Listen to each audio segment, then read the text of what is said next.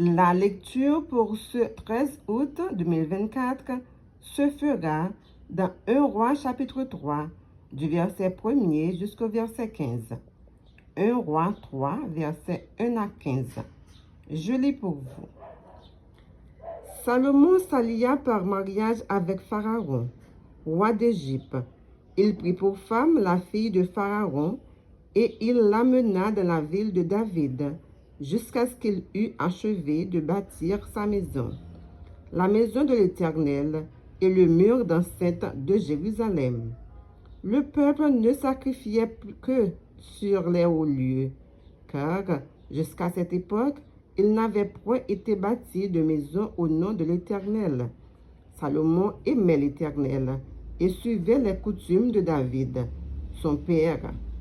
Seulement, c'était sur les hauts lieux qu'il offrait les sacrifices et les parfums.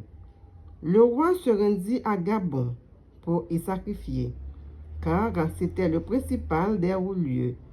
Salomon offrit 1000 holocaustes sur l'autel. À Gabon, l'Éternel apparut en songe à Salomon pendant la nuit.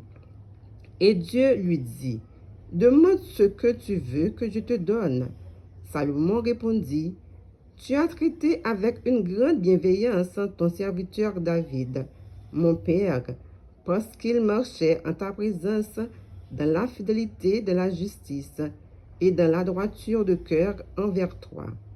Tu lui as conservé cette grande bienveillance et tu lui as donné un fils qui est assis sur son trône, comme on le voit aujourd'hui. Maintenant, Éternel mon Dieu, tu as fait régner ton serviteur à la place de David, mon père, et moi, je ne suis qu'un jeune homme, je n'ai point d'expérience. Ton serviteur est au milieu du peuple que tu as choisi, peuple immense qui ne peut être ni compté, ni nombré, à cause de sa multitude. Accorde donc à ton serviteur un cœur intelligent pour juger son peuple, pour discerner le bien du mal, car qui pourrait juger ton peuple, ce peuple si nombreux? Cette demande de Salomon plut au Seigneur, et Dieu lui dit, « Puisque c'est là ce que tu demandes, puisque tu ne demandes pour toi ni une longue vie, ni les richesses, ni la mort de tes ennemis, et que tu demandes de l'intelligence pour exercer la justice, voici, j'agirai selon ta parole, je te donnerai un cœur sage et intelligent, de telle sorte qu'il n'y aura eu personne avant toi, et qu'on ne verra jamais personne de semblable à toi. Je te donnerai en ordre ce que tu n'as pas demandé, des richesses et de la gloire, de telle sorte qu'il n'y aura pendant toute ta vie aucun roi qui soit ton pareil.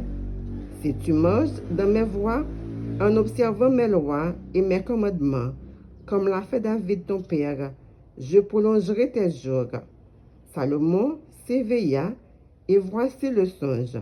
Salomon revint à Jérusalem et se présenta devant l'arche de l'alliance de l'Éternel.